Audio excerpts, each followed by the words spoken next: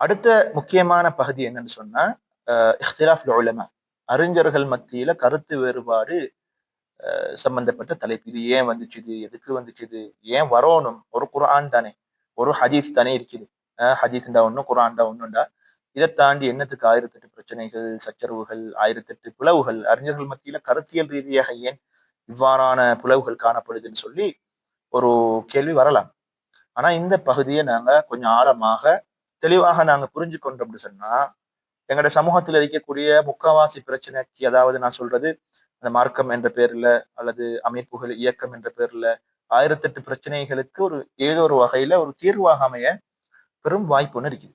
எனவே நாங்க இந்த பகுதியை ரொம்ப ஆழமாக கருத்துல கொண்டு அதை நாங்க புரிஞ்சு கொள்றதுக்கு முயற்சி செய்வோம். அல்லாஹ் ரப்புல் ஆலமீன் நம் அனைவருக்கும் மார்க்கத்துல தெளிவான ஃபிக்ஹுடைய ஞானத்தை நம் அனைவருக்கும் தந்தருள்வானா. அந்த அமைப்புல அறிஞர்கள் மத்தியில ஏன் கருத்து வேறுபாடு வந்துச்சு, ஏன் இந்த 4 மதுஹப் வந்துச்சு? நாம 4 மதுஹப் மட்டும் படிக்கல, பல மதுஹபுகள் இருந்ததாக எல்லாம் படிக்கிறோம். ஒவ்வொரு அறிஞர்கள்டையும் தனிப்பட்ட ரீதியான பல கூற்றுகளும் இருக்குதுன்னு படிக்கிறோம். ஒவ்வொரு அறிஞர்கள்டையும் தனித்தனி மசாயில்கள் இருக்கிறதாக படிக்கிறோம். இதெல்லாம் ஏன் வந்துச்சுன்னு கேட்டா, இது வெறுமனே அறிஞர்கள் மத்தியில மட்டும் காணப்பட்ட பிரச்சனை கிடையாது. நான் சொல்றது முழுக்க முழுக்க ஃபிக்ஹ் சார்ந்த, ஷரீஅத்தினுடைய சட்டத்திட்டங்கள் சார்ந்தவை. சலஃபு சாலிஹீன்களை பொறுத்தவரையில அகீதாவுல மெயின் பகுதியை தவிர, உசூலான அடிப்படையான பகுதியை தவிர மிச்ச சில சில பகுதிகளில் கருத்து வேறுபாடு வந்தாலும் அகீதாவுல அவங்க எல்லாருமே ஒரு ஏகோபித்த ஒரு அமைப்புல தான் இருந்திருக்கிறாங்க. அதுல எந்த பிரச்சனையுமே இல்லை. அதாவது சலஃபு சாலிஹீன்கள் தெளிவான பாதையில அகீதாவுல இருந்திருக்கிறாங்க. ஆனா ஃபிக்ஹை பொறுத்தவரையில கருத்து வேறுபாடு இருக்குது. இது சஹாபாக்களுடைய காலம் தொட்டு இருக்குது. அந்த சஹாபாக்களுடைய காலம் தொட்டு தற்காலம் வரைக்கும் அந்த பிரச்சனை இருந்து கொண்டே இருக்கும். அதுல எந்த மாற்று கருத்தும் இல்லை. ஆனால் அதுல புரிந்துணர்வோட நாங்க அது சில விஷயங்களை அணுகிக் கொள்வதன் மூலமாக நாம அடிக்கடி சந்திக்கக்கூடிய பிரச்சனைகளுக்குரிய பல தீர்வாக இது அமையும் நான் நம்புறேன். வல்லாஹு அஅலம். அதுல இந்த உலமாக்களுடைய கருத்து வேறுபாட 3 பகுதிகளாக நாங்க பிரிப்போம். அது ஆரம்பம், கருத்து வேறுபாடுகள் ஏன் வந்ததுங்கிறதுக்கு முன்னால அதனுடைய ஆரம்பம் எப்படி இருந்துச்சு, கருத்து வேறுபாடுகள் எப்படி வந்துச்சு, புறவு கருத்து வேறுபாடுகள் ஏற்படுவதற்கான காரணிகள் என்ன, மூன்றாவது கருத்து வேறுபாடுகளோட நாங்க எப்படி நடந்து கொள்ளணும் அப்படின்னு 3 பகுதியை நாங்க பிரிப்போம். அது முதல் பகுதி என்னன்னா, அது ஆரம்பத்தை நாங்க பார்ப்போம். ஆரம்பத்தை பொறுத்தவரையில அது சஹாபாக்கள் தொட்டு நிக்குது. ரசூல் ஸல்லல்லாஹு அலைஹி வஸல்லம் அவங்க சொல்றாங்க, யாரும் பனு குறைலாவை தவிர வேற எங்கேயும் என்ன செய்யக்கூடாது, நாளைக்கு அசர் தொழக்கூடாது. லா யுஸல்லியன்ன கதன் அல் அஸ்ர இல்லா ஃபி பனி குறைலான்னு வருதுன்னு நினைக்கிறேன். அப்ப அப்படியான ஒரு செய்தியை ரசூலுல்லாஹ் சஹாபாக்கள்கிட்ட சொல்ல, சஹாபாக்கள் எல்லோருமே அந்த ஹதீஸை ஏற்றுக்கொள்றாங்க. எல்லோருமே அந்த ஹதீஸ் சஹீஹ்ங்கிறத புரிஞ்சு கொள்வாங்க. ஏன்னா ரசூலுல்லாஹ் முன்னுக்கே சொன்ன ஒரு பகுதி. இப்ப இந்த சஹாபாக்களுடைய புரிதல்ல பிரச்சனை வருது. ரசூலுல்லாஹ் என்ன சொன்னாங்க, அசர பனு குறைலாவுடைய அந்த பனு குறைலாவுல போய் தொழணும்னு சொல்லிட்டாங்க. அப்படின்னா ஒரு சில சஹாபாக்கள் சொல்றாங்க, என்னத்த சொல்றாங்க, ரசூலுல்லாஹ் அந்த சந்திப்புக்காக வேண்டி அவசரமா நாங்க ரசூல்லாட்ட போகணும், அதனால குயிக்கா நாங்க பனு குறைலாட்ட வரணுங்கிறதுக்காக பனு குறைலா தான் வந்து அசர தொழுங்க குயிக்கா வந்துன்னு சொல்லியிருக்கிறாங்கன்னு ஒரு வழக்கத்தை சொல்றாங்க. இன்னும் ஒரு சில சஹாபாக்கள் சொல்றாங்க, நாங்க கொஞ்சம் லேட்டாக நானும் பரவாயில்லை, எப்படியாவது போய் பனு குறைலால போய் அசர தொழுதிடணும் அப்படின்னு ஒரு வழக்கத்தை எடுக்கிறாங்க. இதுல 2ல 1 தான் சரி, அதுல மாற்றம் அல்ல. ரசூலுல்லாஹ் சொன்ன நோக்கம் என்ன, அந்த ஒரு இஜ்திமா, அந்த சந்திப்புக்காக வேண்டி குயிக்கா நீங்க எல்லாம் வந்து சேர்ந்துருவோம்னு சொல்லி ஒரு ஒரு ஒரு விஷயத்தை நாங்க சொல்லி வரோம். உதாரணத்துக்கு ஒரு உஸ்தாது வந்து பாடம் நடத்த போறாருன்னு சொன்னா ஒரு பள்ளியில, மஸ்ஜிதுல் நூர்னு சொன்னா, நாளைக்கு எல்லாம் அசர தொழுகையை வேற எங்கேயும் தொழக்கூடாது, மஸ்ஜிது நூர்ல அசர தொழுகை வந்து தொழணும்னு சொன்ன என்ன அர்த்தம், வேற இடத்துல தொழக்கூடாதுன்னு அர்த்தமா? இல்ல, தொழலாம் தாராளமாக, டைமுக்கு வரணுங்கிறத நாங்க புரிஞ்சுக்கொள்ளும். அப்ப அந்த வகையில ரசூலுல்லாஹ் சொன்னதும் அதே பேட்டர்ன்ல தான். ஆனா ஒரு சிலர்கள் இப்படியும் புரிஞ்சு கொண்டாங்க. ஏன்னா ரசூலுல்லாஹ்வுடைய வார்த்தை எல்லாமே முக்கியமானதுங்கிறத மதிச்சதால அவங்க அப்படியும் புரிஞ்சு கொண்டாங்க. 2 பேருமே போனாங்க ரசூலுல்லாஹ்ட்ட. ஒரு சிலர்கள் தொழுதுட்டு போய் சேர்ந்தாங்க, இன்னொரு சிலர் அங்க போய் தொழுதாங்க. யாரையுமே எச்சரிக்கவும் இல்லை, கண்டிக்கவும் இல்லை. எனவே ஹதீஸ் சஹீஹாக இருந்தாலும் புரிதல்ல பிரச்சனை சஹாபாக்கள காலத்துல இருந்து இருக்கத்தான் செய்யுது. மனிதன் ரீதியில அந்த பிரச்சனை இருக்கத்தான் செய்யும். எனவே அதை நாங்க பெருசுபடுத்த வேண்டிய அவசியம் இல்லைங்கிறத ஆரம்பமாக புரிஞ்சு கொள்ளணும். அப்ப எனவே ரசூலுல்லாஹ்வுடைய காலத்திலிருந்து சஹாபாக்கள் மத்தியில அந்த பிரச்சனை இருக்குது. நிறைய உதாரணங்கள் நாங்க சொல்லலாம், உங்களுக்கு தெரிஞ்சிருக்கு. இது ஆரம்பத்தை நாங்க புரிஞ்சு கொள்ள வேண்டியதாக இருக்குது. இப்ப 2வது வரும், கருத்து வேறுபாடு வருவதற்கான காரணிகள் என்ன. இதை அறிஞர்கள் 2ஆ பிரிப்பாங்க. அதுல 1 அல் ஹிலாஃபு ஃபீ சுபூத்தி தலீலி வல் இஸ்தித்லால் பிஹி, ஆதாரம் அது சரியா பிழையாங்கிற ஒரு பிரச்சனை இருக்கும். அதே மாதிரி அந்த ஆதாரத்தை எப்படி ஒரு ஒரு சட்டமாக எடுத்துக்கொள்ற ஒரு சிஸ்டம். இதுல கருத்து வேறுபாடு ஒண்ணு இருக்குது. இது ஒரு பகுதி, நல்லா புரிஞ்சுக்கொள்ளணும். அல் ஹிலாஃபு ஃபீ சுபூத்தி தலீல் வல் இஸ்தித்லால் பிஹி. ஆதாரம் தரிபடுதல், அதாவது சரியா பிழையா, அது உறுதித்தன்மை வாய்ந்ததா இல்லையாங்கிறதுல ஒரு ஹிலாஃப் வருது. ரெண்டாவது, அந்த ஆதாரத்திலிருந்து எப்படி சட்டத்தை எடுக்கிறாங்க, அந்த எடுக்கிற வழிமுறையிலையும் ஒரு சில கருத்து வேறுபாடுகள் வருது. இது ஒரு பகுதி. இரண்டாவது பகுதி அல் ஹிலாஃபு ஃபீ தலாலத்தி தலீலி வ ஃபஹ்மிஹி. அந்த ஆதாரம் ஒன்று இருக்குதுண்டா, அந்த ஆதாரம் ஒரு விஷயத்த சொல்லுது, அதே மாதிரி அதனுடைய விளக்கமும் இருக்குது. இந்த சொல்லக்கூடிய அந்த விஷயம் விளக்கங்கள்ல அறிஞர்கள் மத்தியில கருத்து வேறுபாடு ஏற்படுது. இதுதான் ரெண்டு முக்கியமான காரணம். ஒண்ணு, ஆதாரம் சரியா பிழையா, அந்த ஆதாரத்திலிருந்து எப்படி சட்டம் எடுப்பது. ரெண்டாவது, அது சட்டம் எடுக்கிற முறை. ரெண்டாவது பகுதி, அந்த ஆதாரம் சொல்லக்கூடிய விஷயம் என்ன, அந்த ஆதாரம் சொல்லக்கூடிய அடிப்படை விளக்கம், அது தொடர்பான விளக்கங்கள் என்னங்கிறதுல கருத்து வேறுபாடு வருது. இந்த ரெண்டு பகுதியையும் நாங்க ரொம்ப ஆழமாக பார்ப்போமே. ஆனால் இப்ப முதல் பகுதிக்கு வரும். ஆதாரம் தரிபடுதல், ஆதாரம் சேருதல், ஆதாரம் சரியா பிள்ளையான்னு பாக்குறது, அந்த ஆதாரத்திலிருந்து ஆதாரம் எடுக்கிறது. இது முதல் பகுதி. இந்த முதல் பகுதியில முதலாவது ஆதம புலூகி தலீலில் ஆலிம். ஒரு அறிஞருக்கு ஒரு ஹதீஸ் முதலாவது சேர்ந்திருக்காது. ஏற்கனவே நாங்க கூஃபாவோட டச் பண்ணி பார்க்கணும். ஒரு சில சந்தர்ப்பங்கள்ல இராக்ல வாழ்ந்தவங்களுக்கு ஹதீஸ் போய் சேர்ந்திருக்காது. அப்ப இஜ்திஹாதின் அடிப்படையில சட்டங்கள் எடுப்பாங்க. எனவே அவருடைய சட்டமும் மக்காவுல அல்லது மதீனாவுல இருக்கக்கூடிய இமாம்ட சட்டமும் ஒன்றுபடுமா என்ற இவருடைய டிரெக்டா ஹதீஸ் கருத்து வேறுபாடு அங்கேயும் வரும். இது ஆரம்ப பகுதியை நம்ம பார்க்கிறோம். அதனால ஒரு ஆதாரம் சேரல் என்று சொன்னா எங்களுக்கு அங்க முடிவெடுக்கக்கூடிய சந்தர்ப்பத்துல பிழைகள் உருவாகலாம், சரியாகவும் அந்த தீர்ப்பு அமையலாம். ஆனால் அங்க கருத்து வேறுபாடு வந்ததுக்குரிய முக்கிய காரணம் என்ன, அந்த ஆதாரம் அவர்கள் சேர இல்லை. உதாரணத்துக்கு சொல்ல போனா அபூபக்கர் சித்திக் ரலியல்லாஹு அன்ஹுடைய கால் நினைக்கிறேன், ஜெத்தா, அதாவது பாட்டிக்கு மீராஸ்ல, அதாவது வாரிசுரிமை சொத்துல எத்தனை பங்கு வரும், ஒரு ஆள் மரணிச்சுட்டாரு, அவருக்கு பாட்டி இருக்குது, அந்த பாட்டிக்கு சொத்து கொடுக்கணுமா இல்லையாங்கிற ஒரு பிரச்சனை வருது. அபூபக்கர் சித்திக் சொல்றாரு, நான் குரான்லயோ ஹதீஸ்லயோ எதுக்குரிய தீர்வை கண்டதில்லை, இருந்தாலும் நான் என்ன செய்வேன், அறிஞர்கள்ட்ட சஹாபாக்கள்கிட்ட கேட்டு நான் அதுக்குரிய தீர்ப்பு சொல்லக்கூடிய சந்தர்ப்பத்தில்னு சொல்லி அனுப்புறாங்க. இங்க சுருக்கம் என்ன, அபூபக்கர் சித்திக் ரலியல்லாஹு அன்ஹு தலீல் சேர இல்லை. இந்த இடத்துல அவங்க ஒரு தீர்ப்பு சொல்லியிருந்தா இந்த தீர்ப்பும் அடுத்த ஒரு ஆதாரமாக இருக்கக்கூடியவர்களுடைய தீர்ப்பு முரண்பட்டிருக்கு. ஆனா அபூபக்கர் சித்திக் என்ன சொல்றாரு, நான் கேட்டு சொல்றேன். அங்க போய் கேட்கக்கூடிய சந்தர்ப்பத்துல அங்க ஜெத்தாவுக்கு சுதுஸ் 6/1 கொடுக்கணும்னு சொல்லக்கூடிய ஒரு தீர்ப்பை அங்க பெற்றுக்கொள்றான். உடனே அந்த தீர்ப்பை கொடுக்குறான். இப்ப அவங்களுக்கு தலீல் கிடைக்கலங்கிறதால ஒரு தீர்ப்பை கொடுக்கக்கூடிய சந்தர்ப்பத்துல கருத்து வேறுபாடு வரும். அதனால்தான் அவங்க சொல்றாங்க, நான் இந்த விஷயத்த நான் குரான்லயே சொன்ன அவளைய பார்க்க இல்லை வர இல்லைன்னு சொல்றாங்க. இருந்தாலும் அவங்க மஷூரா செஞ்சு எடுக்கிறாங்க. இது ஒரு உதாரணத்துக்கு நாங்க சொல்லலாம். இரண்டாவது பகுதி அதமு சுபூத்தி தலீல் இன்தல் ஆலிம். ஹதீஸ் இருக்குது, அவர்கிட்டையும் இருக்குது, ஆனால் அந்த ஹதீஸ் ஆதாரப்பூர்வமான ஹதீஸ் இல்ல அப்படின்னு ஒரு நிலைப்பாட்டுக்கு அவர் வாராரு. எனவே அவர்கிட்ட அந்த ஹதீஸ் இருந்தும் ஆதாரப்பூர்வமான ஹதீஸாக இல்லாத சந்தர்ப்பத்துல அதுக்கு மாற்றமான ஒரு தீர்வு அவர் எடுப்பாரு. அதே ஹதீஸ் இன்னொரு ஆள்கிட்ட ஆதாரம் சொன்னா அதுக்கு சார்பான ஒரு தீர்ப்பு எடுப்பாரு. இப்ப கருத்து வேறுபாடு வரும். அவங்க பிரச்சனை என்ன, இஸ்னாத ஆய்வு செய்யக்கூடிய சந்தர்ப்பத்துல இருக்கக்கூடிய அந்த குளறுபடிகள், அல்லது அதுல இருக்கக்கூடிய ஒரு சிலர்கள்ட்ட உள்ள தவறுகள், ஒரு சிலர்கிட்ட உள்ள நியாயங்கள், இதெல்லாமே சேர்ந்து ஒரு கருத்து வேறுபாடாக வருது.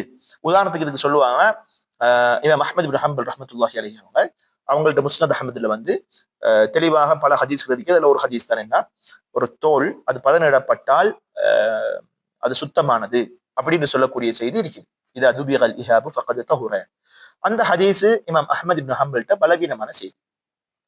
அப்ப இமாம் அஹ்மத் இப்னு ஹம்பல்ட்ட ரொம்ப ஏற்றமான கருத்து என்னன்னா, தோல் பதனிட்டா அது சுத்தமாக மாறாது அப்படின்னு ஒரு நிலைப்பாட்டுல இருக்கிறாங்க.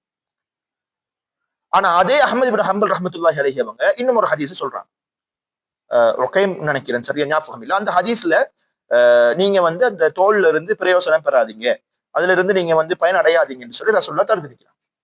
தோல்ல முள்ள சொல்லி அந்த ஹதீஸ் வருது.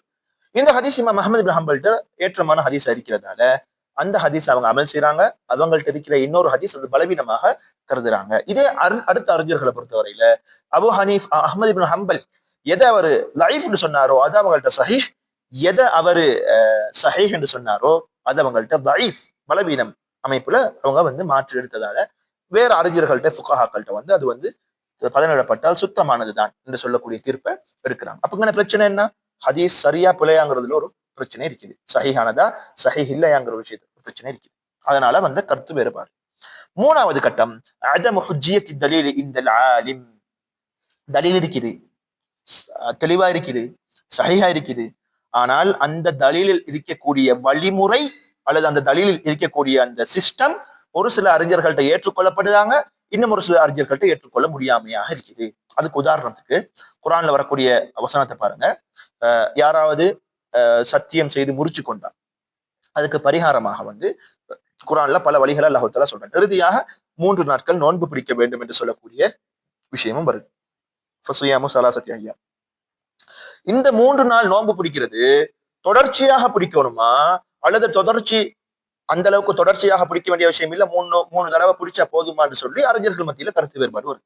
ஏன் வருதுன்னு கேட்டா, இன்னும் ஒரு கிராத் இருக்குது. இப்னு மஸ்ஊத் ரலியல்லாஹு அன்ஹு அவங்களுடைய அந்த இன்னொரு கிராத்ல வருது, ஃபஸியாமு ஸலாஸத்தி அய்யாமின் முத்ததாபிஆன்னு சொல்லி வருதுன்னு நினைக்கிறேன். இந்த இடத்துல இந்த கிராத் முத்தவாத்திரான கிராத் இல்லைங்கிறது கருத்து வேறுபாடான ஒரு விஷயம். அதாவது இந்த தொடர்ச்சியாக பிடிக்கும்னு சொல்லக்கூடிய இந்த குரானிய கிராத் ஒரு சில அறிஞர்கள் எடுக்கிறாங்க, ஒரு சில அறிஞர்கள் எடுக்க மாட்டேங்கிறாங்க. உதாரணத்துக்கு நான் நினைக்கிறேன் அஹ்மத் பின் ஹம்பல் ரஹ்மத்துல்லாஹி அலைஹி அவங்க எடுக்கிறாங்க, அதனால தொடர்ச்சியாக 3 நாள் பிடிக்கும்னு சொல்லுவாங்க. இமாம் மாலிக் ரஹ்மத்துல்லாஹி அலைஹி அவங்க எடுக்கவே மாட்டாங்க. ஏண்டா இப்னு மஸ்ஊத் ரீதியாக அந்த கிராத் தொடர்ச்சியாக பிடிக்கும்னு சொல்லக்கூடிய கிராத் முத்தவாத்திர் இல்ல. எனவே குரான்ல டிரெக்டாக நாங்க இந்த வசனத்தை தான் எடுப்போம்னு சொல்லி பிடிச்சா போதும், தொடர்ச்சியாக பிடிக்கும் அவசியம் இல்லைன்னு சொல்லி ஒரு கருத்து இருக்கிறாங்க. 2 பேர்கிட்டயுமே அந்த குரான் வசனம் ஒரு ஆதாரபூர்வமானது, அதுல மாற்றமே இல்லை, யாருமே அதுல பிள்ளை போறது இல்லை.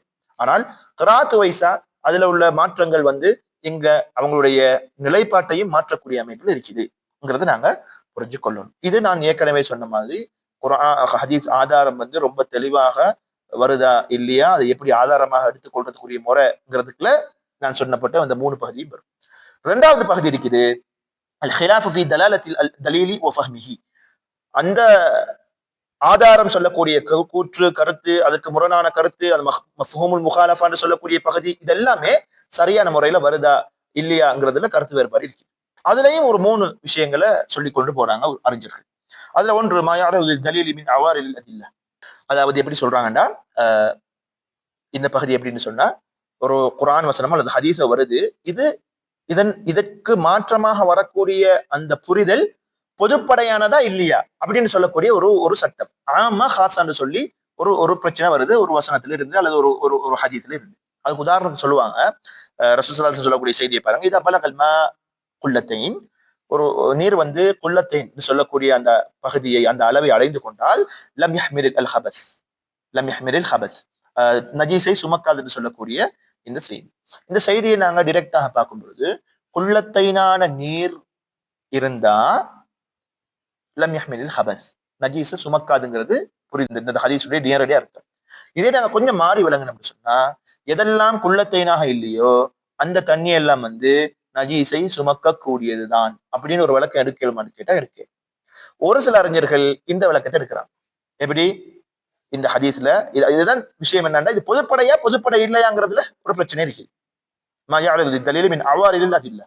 இப்ப இந்த இடத்துல ஒரு சில அறிஞர்கள் சொல்றாங்க, இமாம் அஹ்மத் போன்றவங்க, இமாம் ஷாஃபி போன்றவங்க சொல்றாங்க, குல்லத்தைனை பொறுத்தவரையில அந்த குல்லத்தைன்ல தண்ணி இருக்குதா நஜீஸை சுமக்காது, குல்லத்தைனை விட குறைஞ்சிருக்குதா நஜீஸை சுமக்கும்ங்கிற தீர்வுக்கு வராது.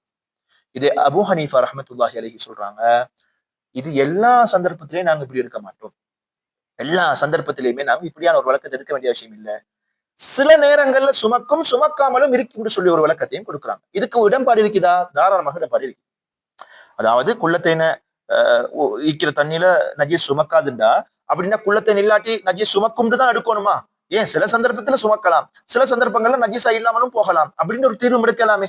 இப்ப என்ன பிரச்சனை என்ன? அந்த உசூல்ல பிரச்சனை. தயவு செஞ்சு இதெல்லாம் நாங்க ஆழமாக புரிஞ்சுக்கிறோம். இந்த உசூல்ல பிரச்சனை. சில இதுல ஏதாவது ஒண்ணு சரியா இருக்கும், ஒண்ணு பிழையா இருக்கும், 2வது. ஆனால் இதற்கான மசாலா இஷ்டிஹாதியான்னு சொல்லும் பொழுது இதுல ரொம்ப ஆழமான சட்ட பிரச்சனைகள் இருக்கும், அவங்களோட வாக்குவாதங்கள் நியாயங்கள் தாராளமாக இருக்கும், டிஸ்கஸ் பண்ணப்பட வேண்டியது. ஆனா அந்த இடத்துல இமாம் அபூ ஹனீஃபா போன்ற அறிஞர்கள் சொல்றாங்க, இதை நாங்க இப்படிதான் எடுக்கணும் அவசியம் இல்லை, இப்படியும் இருக்கலாம். அப்ப இங்க கருத்து வேறுபாடு வருவதற்குரிய தாராளமான சந்தர்ப்பங்கள் இருக்கு. எனவே அதை நாங்க புரிஞ்சு கொள்ளணும்.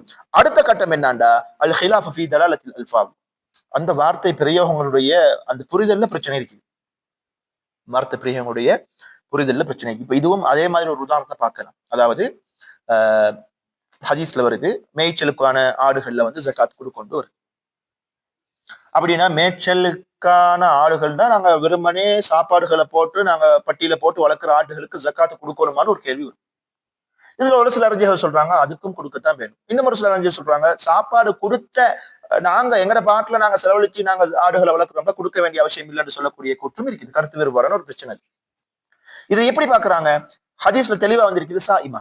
அப்ப மேய்ச்சல் தளத்துல மேய கூடக்கூடிய ஆடுகள்கிட்ட நாங்க ஜக்காத்தை கொடுக்கணும் அப்படின்னு வந்திருக்குது வரதால அபு ஹனீஃபா போன்ற உலமாக்கள் சொல்லுவாங்க, மேய்ச்சல் தளத்துல போட்டாலும் சரி, மேய்ச்சல் தளம் இல்லாம உங்களுக்கிட்ட நீங்க வச்சு வளர்த்தாலும் சரி, அந்த ஆட்டுக்கு ஜக்காத்து கொடுத்துதான் ஆகணும். ஏன்னா இன்னொரு ஹதீஸ் இருக்குது, அந்த நஷாண்டு வருதுன்னு நினைக்கிறேன், 40 ஆடுகள் இருந்தா ஒரு ஆடை கொடுக்கணும்னு சொல்லக்கூடிய அந்த செய்திகள்லாம் வச்சு பார்க்கக்குள்ள அது பொதுவா ஆடு தான் வந்திருக்குது. எனவே நாங்க இந்த இடத்துல மேய்ச்சல் தளத்துக்கான ஆடுகளுக்கு ஜக்காத்து கொடுக்கும்ன்ற செய்தியின் மூலமாக மேய்ச்சல் தளத்துல இல்லாத நாங்க கொடுக்கக்கூடிய சாப்பாடை சாப்பிடக்கூடிய ஆடுகளுக்கு ஜக்காத்து கொடுக்க மாட்டோம்னு சொல்ல இயலாது. அதை நாங்க அந்த மஃஹூமுல் முஹாலஃபாவை அங்க இந்த இடத்துல நாங்க ஆதாரமாக எடுக்க மாட்டோம்.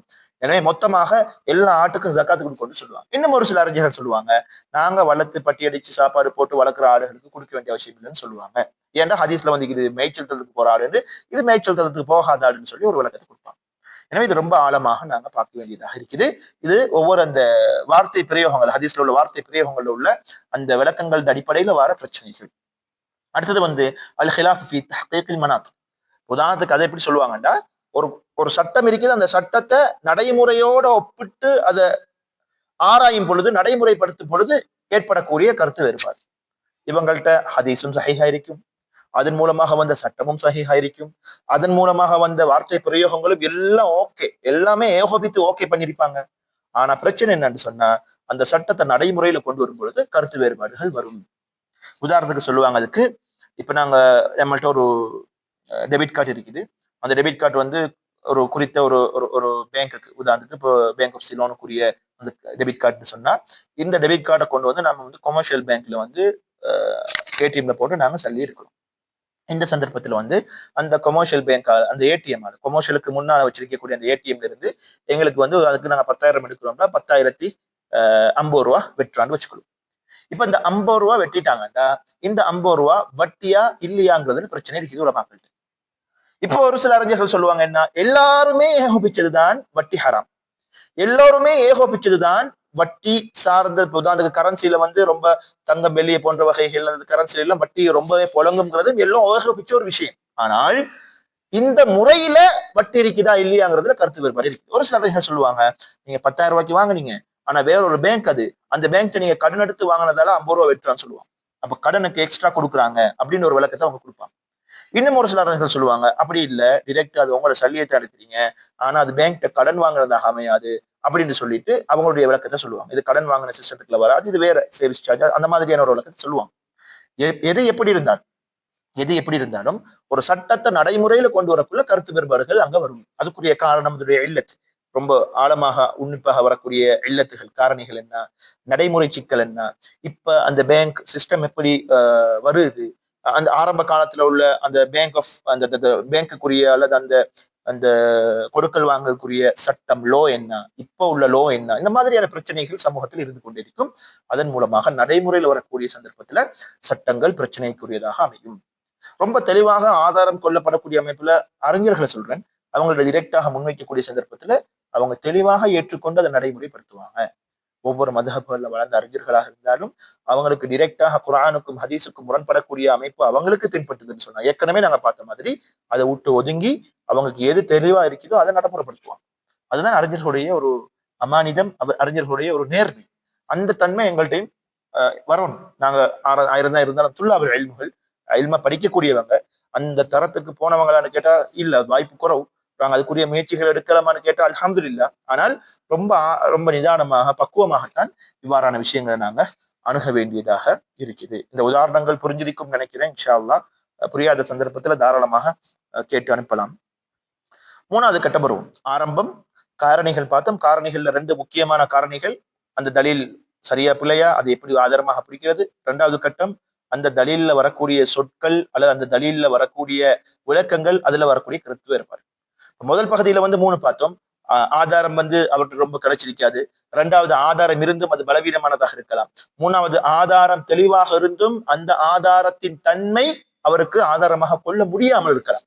நோன்பு பிடிக்கிற விஷயம் உங்கால பக்கம் ரெண்டாவது பகுதிக்கு வந்தோம்னு சொன்னா, ஒண்ணு ஒரு சட்டம் வருது, ஒரு ஹதீஸ் வருது, ஒரு குர்ஆன் வசனம் வருது, இது பொதுப்படையா அல்லது பொதுப்படை இல்லையாங்கிறதுல பிரச்சனை வரும்.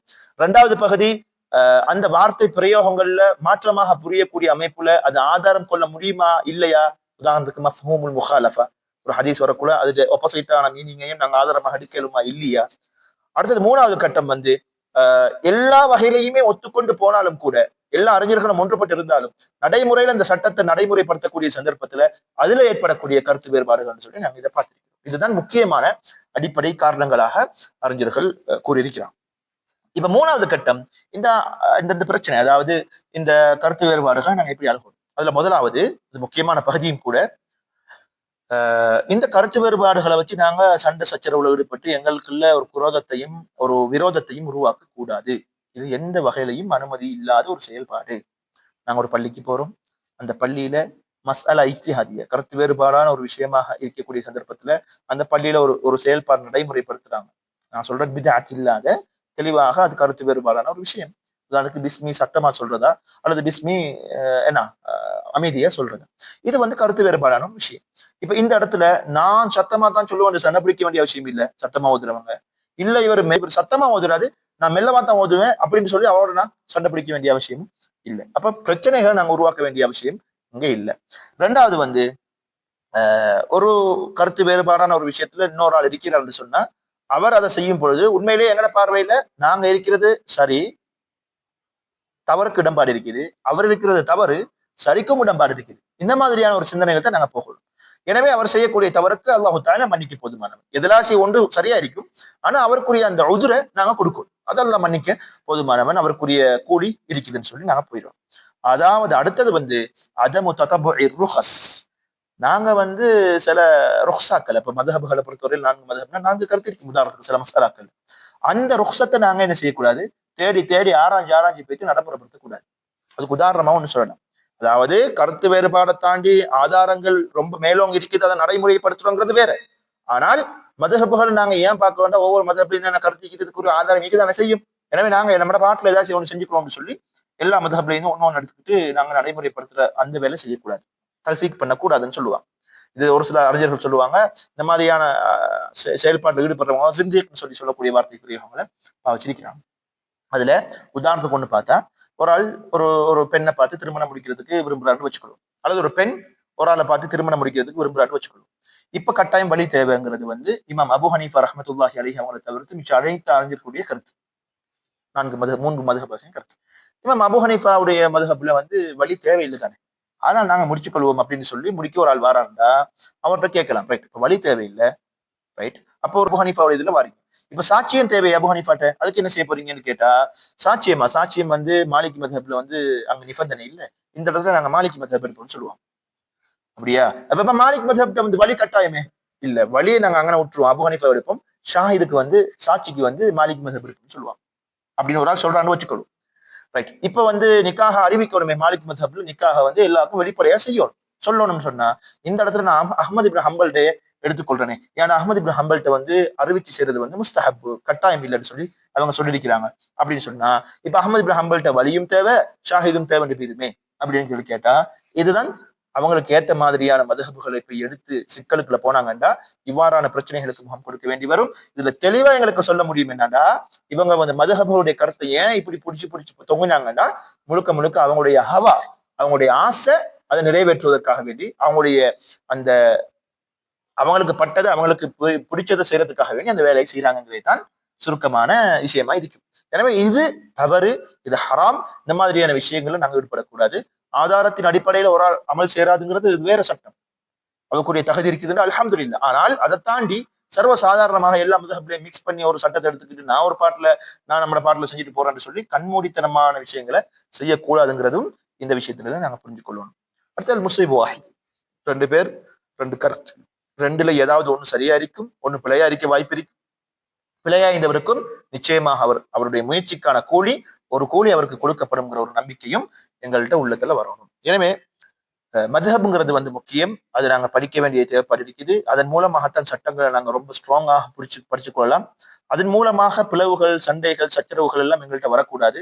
கருத்து வேறுபாடான விஷயங்கள்ல நாங்க எப்படி அணுகி கொள்ளணுங்கிறத ஒரு அடையாளமாக வச்சுதான் நாங்க நடக்கணும். குறிப்பாக அடுத்த கருத்துல இருக்கிறவங்களை மதிக்க பழகணும். அவங்களோட கருத்தை பத்தின படிப்பும் அறிவும் நாங்க வளர்க்கறதுக்கு முயற்சி செய்யணும். சதப்பாக்கள் நாங்க பிள்ளைகள் இருக்கலாம். எனவே மனிதன் அடிப்படையில யாரா இருந்தாலும் தவறுகள் ஏற்படலாம்.